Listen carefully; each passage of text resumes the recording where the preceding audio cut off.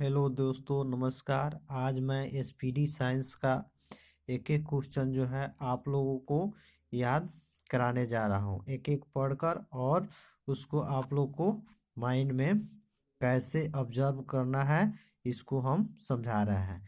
यह सारे प्रश्न जो है बहुत महत्वपूर्ण है। जैसे यहाँ कह रहा है कि तंत्रिका तंत्रिका कोशिका की लंबाई कितनी होती है। तंत्रिका कोशिका की लंबाई जो होता है 90 सेंटीमीटर होता है। उसके बाद है जीव द्रव की खोज किसने की थी। तो डू जार्डिन ने किया था। डू जार्डिन ने कब किया था? 1835 ईस्वी में किया था। जीव द्रव जो होता है उसका खोज डूजार्जिन ने किया था। इसको 2 बार 3 बार हम लोग पढ़ेंगे, माइंड में याद हो जाएगा। और उसके बाद आता है केंद्रक। केंद्रक जो होता है, केंद्रक द्रव बना होता है किसका? केंद्रक द्रव जो होता है बना होता है किसका? प्रोटीन का बना होता है। तो किसका बना होता है? केंद्रक द्रव जो होता है प्रोटीन का बना होता है। ठीक है। उसके बाद आता है सूत्री विभाजन को किन दो भागों में बांटा गया है। तो सूत्री विभाजन जो होता है उसको किन दो भागों में बांटा जा सकता है। तो एक को बोलते हैं कैरियोकाइनेसिस तथा साइटोकाइनेसिस। कैरियोकाइनेसिस काइनेसिस तथा साइटोकाइनेसिस काइनेसिस कहा जाता है। उसके बाद आता है क्वेश्चन नंबर, आगे पढ़ेंगे हम। अर्धसूत्री विभाजन किस प्रकार का कोशिकाओं में होता है। अर्धसूत्री विभाजन जो होता है किस प्रकार की कोशिकाओं में होता है। तो यह केवल जंतु कोशिकाओं में होता है। अर्धसूत्री विभाजन जो होता है केवल किस में होता है? केवल जो होता है अर्धसूत्री विभाजन जो होता है किस कोशिकाओं में होता है। तो केवल जनन कोशिकाओं में होता है। जनन कोशिकाओं में होता है। लवण की खोज किसने की थी? तो हेरकल ने किया था। लवण की खोज किसने किया था? तो हेरकल ने किया था। लवण की खोज किसने किया था? हेरकल ने किया था। ठीक है। उसके बाद बात आता है लवण के बाद। लवण लौकों को तीन प्रकार लौकों के तीन प्रकार में कौन कौन होते हैं? लौकों के तीन प्रकार कौन कौन होते हैं? तो एक होता है वर्णी लवक होता है, हरित लवक होता है, और वर्णिक लवक होता है। लौकों के तीन प्रकार कौन कौन होते हैं? वर्णी लवक, हरित लवक, वर्णी लवक। अवर्णी लवक, हरित लवक, वर्णी लवक। आलू के स्टार्च में कवक पाए जाते हैं। तो आलू जो हम लोग खाते हैं उसके स्टार्च में कौन से लौक पाए जाते हैं? तो एम एमाइली एमाइली प्लास्ट बोला जाता है। इसको क्या बोलता है? एमाइली प्लास्ट नामक लौक पाया जाता है। आलू में कौन सा लौक पाया जाता है? एमाइली प्लास्ट नामक लौक पाया जाता है। हरित लवक की खोज किसने किया था? तो हरित लवक की खोज जो होता है सिंपल ने किया था 1885 में। ठीक है। उसके बाद लाल शैवाल के यहाँ पर है लाल शैवाल में वर्णक लवक पाए जाते हैं। लाल शैवाल में जो होता है वर्णक लवक पाए जाते हैं। कौन सा? रेडोप्लास्ट। लाल एल रेड से लाल होता है ना, रेड से लाल होता है, तो उसी पे यह नाम है रेडोप्लास्ट। लाल शैवालों में वर्णिक लवक पाया जाता है। तो लाल शैवालों में वर्णिक लवक कौन पाया जाता है? तो रेडोप्लास्ट होता है। उसके बाद आता है क्लोरोफिल का खनिज। क्लोरोफिल जो होता है जिसके कारण जो होता है पेड़ पौधे के पत्तियां जो है हरा होता है। पूछा जाए कि पेड़ पौधे के पत्तियां हरा क्यों होता है? तो क्लोरोफिल के कारण। तो उसमें क्या होता है? खनिज कौन सा पाया जाता है? तो मैग्नीशियम जो होता है, मैग्नीशियम एक खनिज होता है। क्या होता है? मैग्नीशियम एक खनिज होता है। वह पदार्थ, आगे क्वेश्चन है, वह पदार्थ जो पौधे के लिए एक सूक्ष्म पोषक होता है। पौधे के लिए एक सूक्ष्म पोषक होता है, वह क्या होता है? वह बोरॉन होता है। ठीक है। क्या होता है? बोरॉन होता है। वह पदार्थ जो पौधे के लिए एक पोषक सूक्ष्म होता है, बोरॉन होता है। उपचाय क्या होता है? उपचाय जो होता है, एक उपचाय जो होता है जैव अणुओं का जैव अणुओं का संश्लेषण और टूट जाना। ठीक है। उपचाय क्या होता है? जो जैव अणुओं का संश्लेषण और टूट जाना। ठीक है। यह उपचाय कहलाता है। पौधों में पाए जाने वाले दो प्रमुख जटिल ऊतक क्या होता है? पौधा जो होता है उसमें दो प्रकार के जटिल ऊतक पाए जाते हैं। उसको क्या बोलते हैं? तो एक को स्लाइम बोलते हैं और दूसरा का फ्लोएम बोलते हैं। स्लाइम होता है, एक फ्लोएम होता है। ठीक है। पौधे में दो प्रकार के ऊतक पाए जाते हैं जिसको स्लाइमा बोलते हैं। क्या? एक को स्लाइमा बोला जाता है तथा दूसरे को फ्लोएम बोलते हैं। उसके बाद आता है ऑक्सीजन। जैसे हम लोग सांस लेते हैं तो सांस लेने में हम लोग कौन सा गैस का प्रयोग करते हैं? ऑक्सीजन का। तो ऑक्सीजन हमको कहाँ से मिलता है?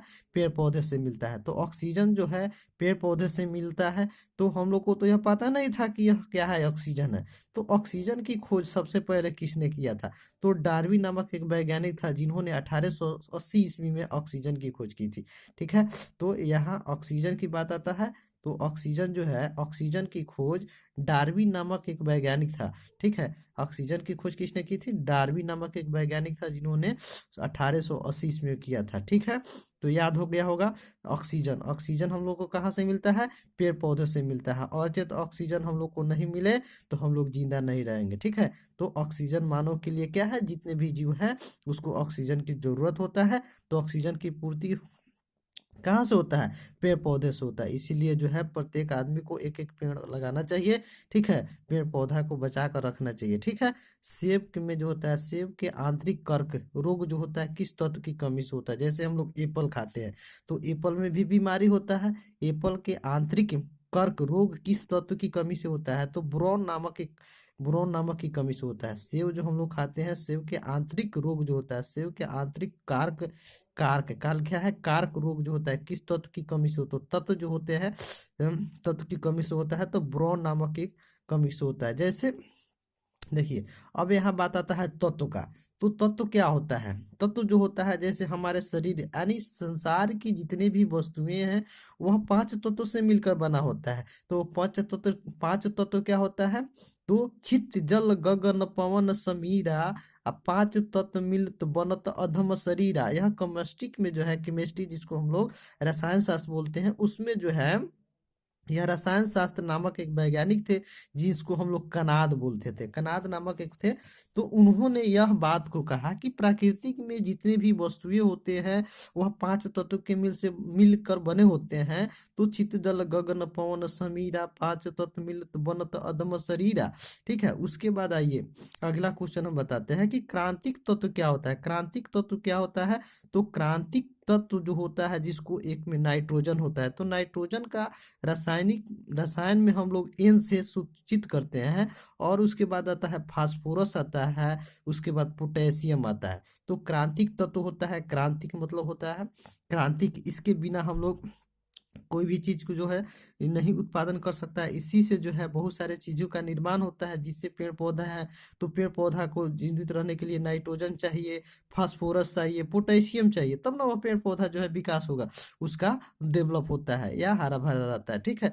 सूक्ष्म, उसके बाद आता है सूक्ष्म जीव विज्ञान का पिता किसे कहते हैं? सूक्ष्म जीव विज्ञान का पिता यानी सूक्ष्म जीव मतलब कहने का मतलब है कि छोटा छोटा जीव जिसको हम लोग अपने आंखों से नहीं देखते हैं। ठीक है। तो आंखों से नहीं देखते हैं तो उसको देखने के लिए एक यंत्र बनाया गया है बाबू। जिस यंत्र का नाम क्या है? जिस यंत्र का नाम क्या है? सूक्ष्मदर्शी।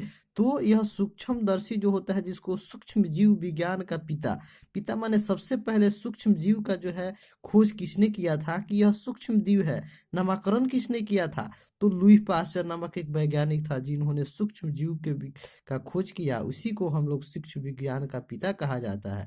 ठीक है। अब आता है आधुनिक आवर्त सारणी। आधुनिक जीव विज्ञान का पिता किसे कहा जाता है? यानी विज्ञान जो था मॉडर्न, इसको इंग्लिश में क्या बोलेंगे? मॉडर्न। जीवाणु विज्ञान का पिता किसे कहते हैं? तो रॉबर्ट कुछ को कहते हैं। आधुनिक जीव विज्ञान का पिता किसे कहा जाता है? रॉबर्ट को कुछ को कहा जाता है। ठीक है। आधुनिक रोबोट कुछ को कहा जाता है। अभी तक खोजा गया सबसे कम लंबाई का जीवाणु कौन है? माने सबसे कम, अभी तक जो खोजा गया सबसे कम लंबाई का जीवाणु कौन होता है? तो इसका नाम क्या है? डाइलेस्टिस्ट न्यूमोलिस्टिस होता है। क्या नाम है? यहाँ लिखा हुआ है डायलिस्ट। क्या नाम है? डायलिस्ट न्यूमोन्टिस्ट है। डायलिस्ट न्यूमोन्टिस्ट है। ठीक है। यह उच्चारण जो है इंग्लिश वर्ड है, कोई पढ़ने में कठिनाई हो रहा है, लेकिन फिर भी मैंने इसको अच्छा तरह से पढ़ दिया। फिर भी आप लोग देख लीजिएगा। ठीक है।